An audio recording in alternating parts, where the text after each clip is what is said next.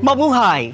Welcome to Plaza San Luis. This cultural commercial complex houses various restaurants, an arts and crafts store, and CASA Manila.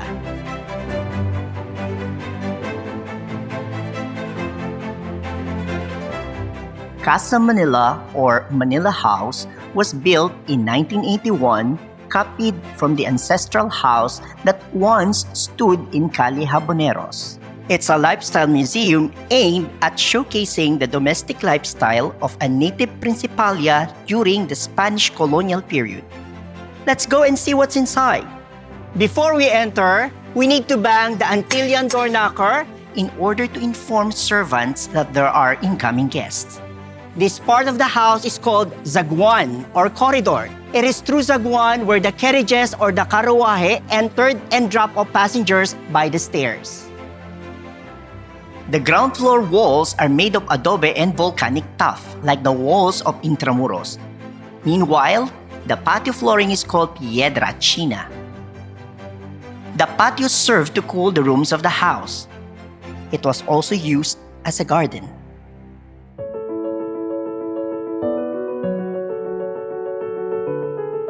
We are now at the mezzanine, also known as the Entresuelo, literally means between floors. Rooms in the Entresuelo were reserved for extended family. Guests can sometimes be accommodated, but the extended family usually lived here. This unique seat is called the capilla. This is the Bachelorette's room. The bed is made by a Chinese carver named Atay, famous in the 19th century. Atay beds used to be a status symbol. Other common furniture at that time include the baul or the wooden chest and the butaka. Here in the despacho, also known as main oficina, the owner of the house conducted his business transactions together with his clerks and accountants. Wealth during the colonial era was mostly sourced from the lands called haciendas. While some earned from the galleon trade, most of the Principalia were landowners called hacienderos. The main workstation is a massive desk called escritorio.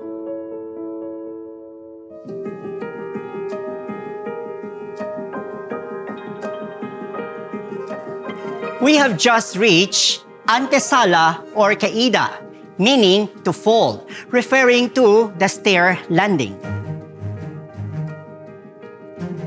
During the day, the family used this area for entertaining close friends or having merienda or afternoon snacks. These decorative wooden panels are used to circulate air between rooms.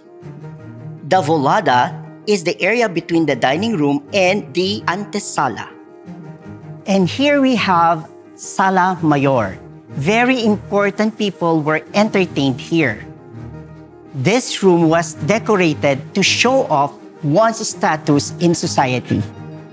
Tertulias or late afternoon parties and bailes or dance gatherings were held here. Older people discussed the latest in politics, business, and fashion, while the children of the host, particularly young ladies, lead the singing and playing of musical instruments.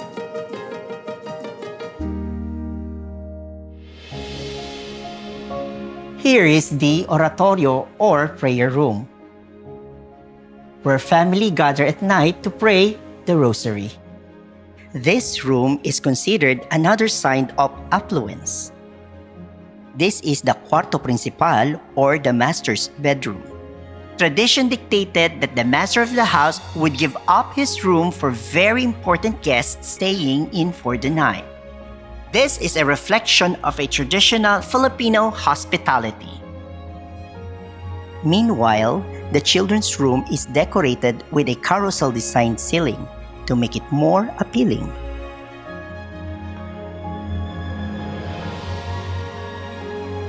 This is the comedor. It's a typical dining place for the family. It showcases the family's collection of silver, glassware, and porcelain. A comedor usually has a PUNKAH. The servant pulls the string to drive away the flies and to help ventilate the area. This is the COCINA, or the typical kitchen. It has a banggera or slated wooden dish rack used for air drying newly washed utensils and tableware Before it will be kept inside a plateria or paminggalan.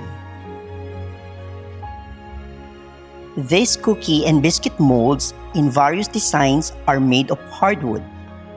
One has San Nicolas de Tolentino, the patron saint of bakers.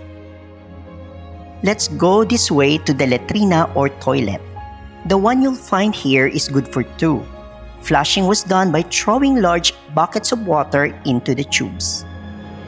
The bathroom contains two sizes of banyeras or bathtubs. Since the family was of the affluent class, they normally had many servants. The master just sits in the tub while the servants pour water. After bathing, the servants unplug the cork of the tubs, draining the water into the floor. This is the azotea, or the open-air balcony. It is here where you can see an aljibe, or the water cistern. It is either filled with rainwater or potable water. These are just a few of the things you'll find in a Filipino ancestral home. And there's a lot more to discover. Come, visit us and let's get to know more about CASA Manila.